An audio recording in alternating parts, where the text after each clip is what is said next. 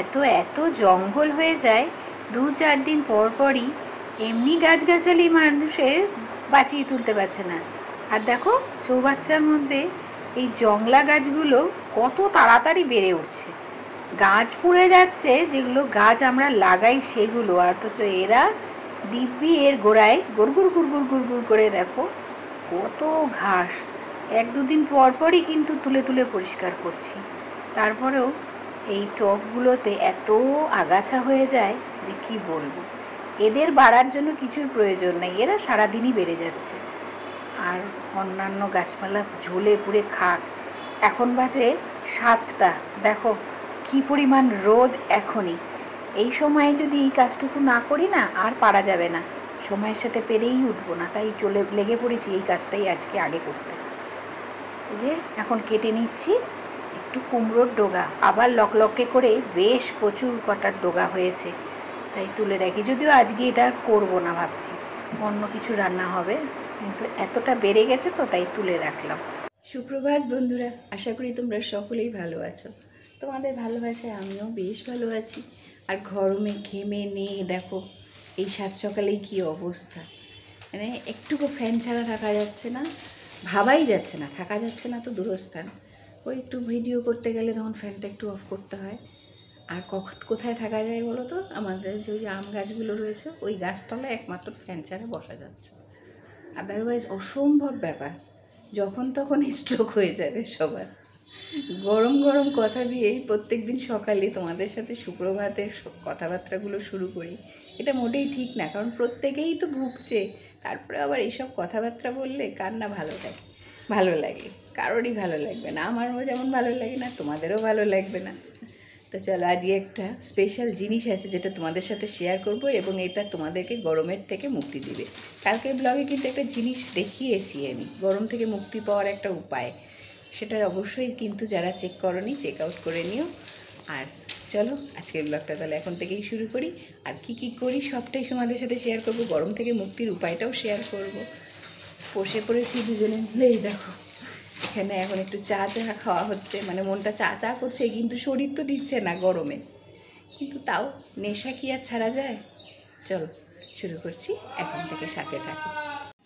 এখানে এখন নিয়ে নিয়েছি সবজিপাতি কাটবো সেই সবের জিনিসপত্র। দুখানা কালো রঙের বেগুনকে স্নান করিয়ে নিয়েছি ভালো করে। বেগুনকে প্রথমেই স্নান করে নিতে হয়, তারপর কাটতে হয়, নাহলে নোংরা থেকে যেতে পারে। আর এগুলোকে এখন আগে কাটবো আজকে, তারপরে ভেজাবো। এমনি তো জল জড়িয়ে রোদে শুকিয়ে রাখা সমস্তটাই, ইভেন আলুটাও। সেই জন্য এখন আর এটাকে ভিজাই না, একবারে ওই সকালেই ধুয়ে নিই, কারণ এখন তো ধুলে শুকাতে গেলে সবজিপাতি আর নষ্ট হয় না, সেই জন্য প্রথমেই ধুয়ে নিই। এখন দেখো ফ্রিজ থেকে বের করেছি, তো এটা কেমন জল হয়ে আছে, ঠান্ডা কাটছে।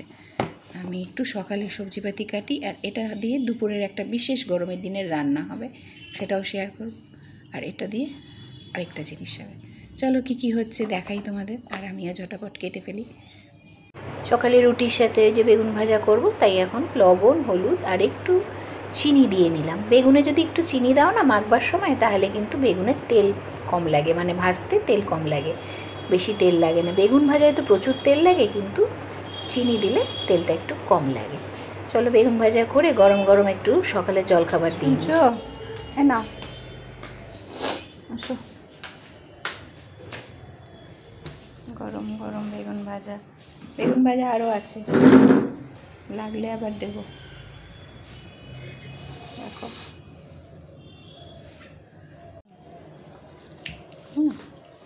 মাল্টিভিটামিন একটা বলেছে না, ওটা একটা নিয়ে নেব। এখন মেয়ের জন্য আবার এটা বানাবো, এই দিয়ে।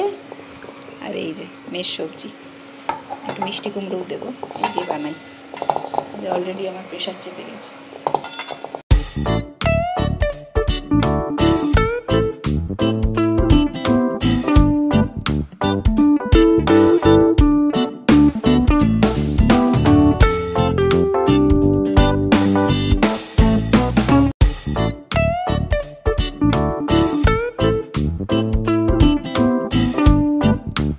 কত সুন্দর মাছ নিয়ে নিয়েছি দেখো বাড়ির ওপর থেকে, আর এটা কিন্তু রুই মাছ।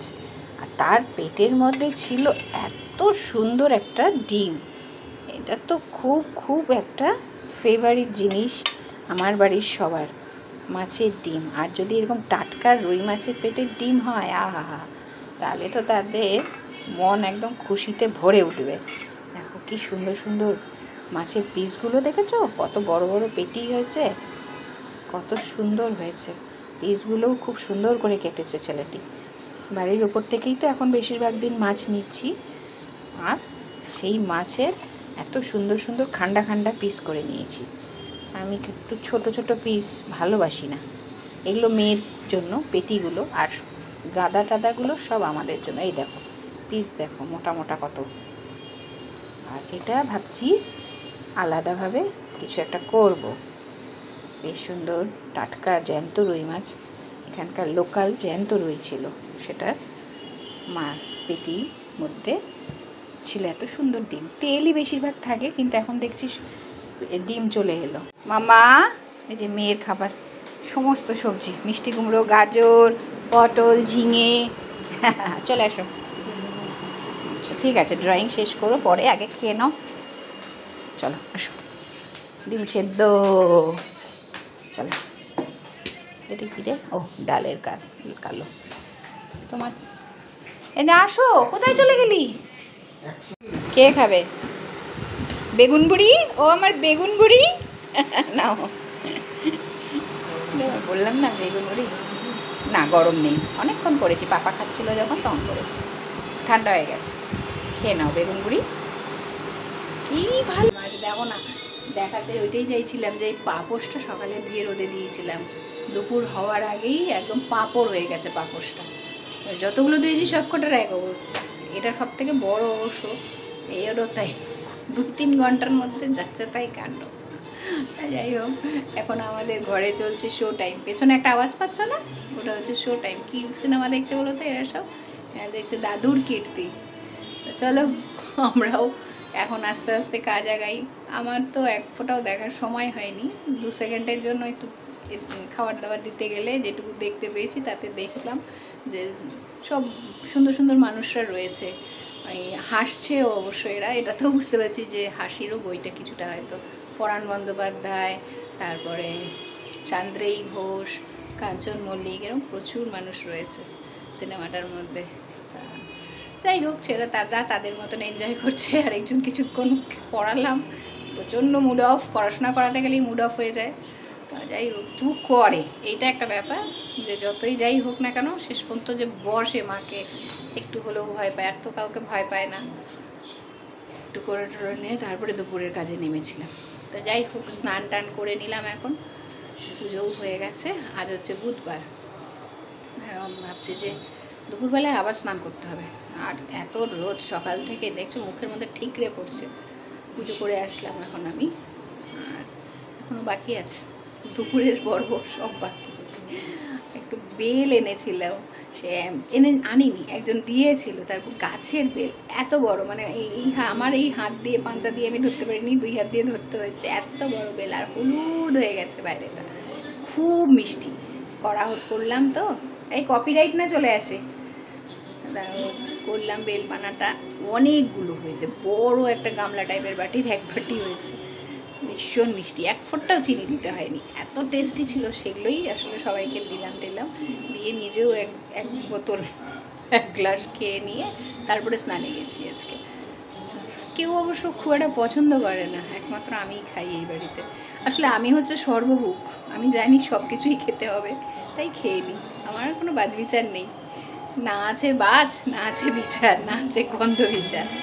তা চলো ফিরছি আবার কিছুক্ষণ, প্রচুর কাজ কি এখনো পর্যন্ত। দুপুরের রান্না কিচ্ছু হাত দেয়নি। সারাদিন অ্যাম্বুলেন্স যায়, যেহেতু মেডিকেল কলেজটা একদম পাশে, সারাদিন এই আওয়াজ, আর ভালো লাগে না জানো তো। চলো রাখছি, দিয়ে দিলাম কালো জিরে ফোড়ন। তোমাদের সাথে একটা কথা শেয়ার করেছিলাম একদম ব্লগের শুরুতেই, যে আজকে গরমের হাত থেকে বাঁচার একটা উপায়, খুব সহজে কোন খাবারটা খেলে তোমরা রক্ষা পাবে সেটাই এখন শেয়ার করছি। এটা হচ্ছে আলু পোস্ত করব। না, পোস্ত বাটা দিয়ে নয়, গোটা পোস্ত দিয়ে আলু ভাজা করব। এই ভাজাটা আমি আমার শ্বশুরবাড়িতে এসেই রান্না করা শিখেছি।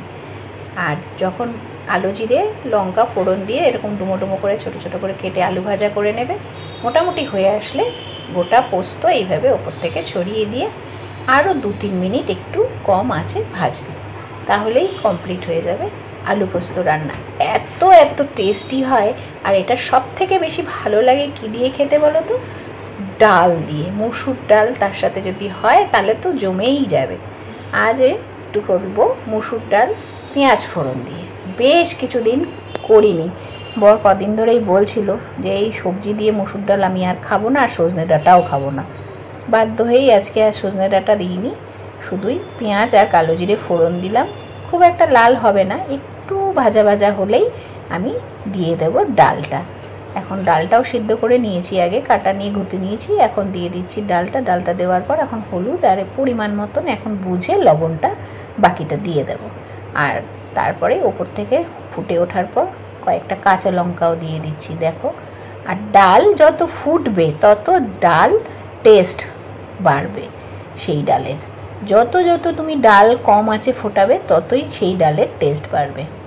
এটা হচ্ছে রাঁধুনির টিপস, আমি যে রাঁধুনি তার টিপস। এখন ওই মাছগুলো কেটে নিয়েছিলাম, সেগুলো ধুয়ে বেছে রেখেছি, মানে খোসাগুলোও তো থাকে, ওরা ছাড়িয়ে দেওয়ার পরেও থাকে, সেগুলো ধুয়ে নিয়েছি। তা আজকের মতন মোটামুটি মাছ কয়েক পিস নিয়ে নিলাম। আর আমি সবসময় লেজাটা এরকম মাঝখান থেকে কাটি, আমার ভাজতে খুব সুবিধে হয়। তো ধনে জিরে, তো আদা বাটা আর টমেটো এই দিয়ে পেস্ট করে নেব, লঙ্কা দেবো না। এই যে দেখো, বলেছিলাম না মাছটা আমি লেজাটা মাঝখান থেকে কাটি। কেন কাটি এই দেখো, খুব অল্প জায়গায় মাছটাকে সুন্দরভাবে পিটোপিট করে ভালো মতন ভেজে তোলা যায় লেজাটা। আর সেই কারণেই আমি এটা তোমাদের সাথে শেয়ার করলাম। গোটা মাছটাই যদি দেখার ব্যাপার না থাকে তাহলে মাঝখান থেকে লেজাটা এভাবে কাটিয়ে নেবে। এখন একটুখানি মশলাটা করব, তাই একটু আলু দিলাম, ফোড়নে দিলাম সাদা জিরে, তেজপাতা, শুকনো লঙ্কা আর আলু দিয়ে এখন ভাজা ভাজা হয়ে ওঠার পর যে মশলাটা করে রেখেছিলাম সেটাই দিয়ে নিলাম, একটু কষিয়ে নিই।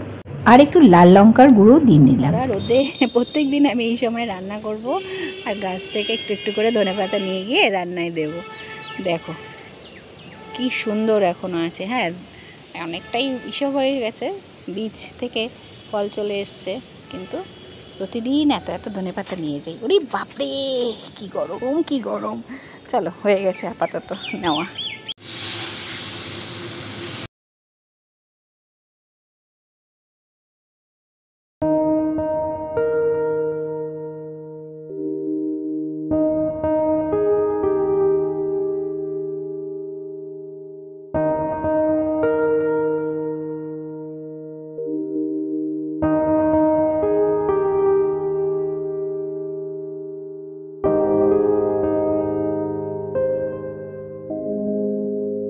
শুভ সন্ধ্যা বন্ধুরা। অনেকক্ষণ তোমাদের সাথে আর কথা বলতেও আসতে পারিনি, জানোই তো পর পর কত কাজ থাকে। তো যাই হোক, গিয়েছিলাম আমি আর আমার হাজব্যান্ড দুজন মিলে একটু হাঁটতে। বেশি দূর যাইনি, কাছে পিঠেই। আর তার সাথে ফেরার সময় নিয়ে আসলাম এই বাজার করে।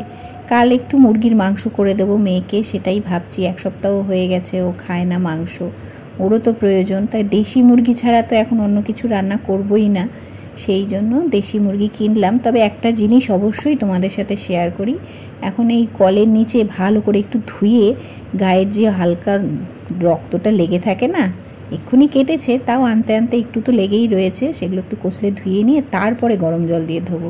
আসলে এখন তো গরমকাল, ট্যাঙ্কির জলই গরম হয়ে রয়েছে। তা দেখো খুব ভালো করে ধুয়ে নিচ্ছি। হ্যাঁ, যেটা শেয়ার করব সেটা হচ্ছে দেশি মুরগি যদি একটু ছোট সাইজের নাও তাহলে না বাদ যায় কম। মুরগির মাংস মোটামুটি ধরে নাও 1 কেজিতে 3-3.5 গ্রাম করে বাদ যায়। আমি নিজে যখন কিনছি আমি বুঝতে পারি, আমি ওর সাথে বাজার করলেও বাদ যেহেতু সাথে থাকি জানি, তাই আমি আজকে ওই জন্য ছোটো সাইজের 2টো নিয়েছি।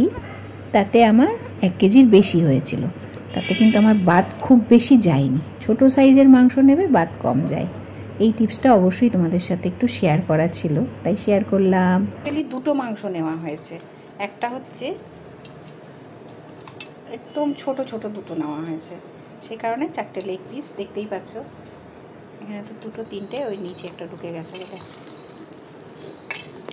দেখাই। এই যে 4টা, 1 2 3 4।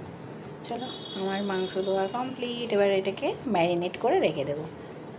দিয়ে দিলাম টক দই আর দিয়ে দিচ্ছি পরিমাণ মতন একটু লবণ। একটু কম দিলাম লবণ, কারণ আলু টালু দেবো তো মশলাপাতিতে একটু লবণ দিতে হবে যখন রান্না করব। আর আপাতত এই করিস না, ম্যারিনেট করে রেখে দিচ্ছি। তা চলো বন্ধুরা, আজকের মতন ব্লগটা তাহলে এখানেই শেষ করছি। দেখা হবে আবার নতুন একটি সকালে তোমাদের সকলের সাথে। ততক্ষণের জন্য সকলে ভালো থেকো, সুস্থ থেকো আর খুব সাবধানে থেকো। শুভরাত্রি।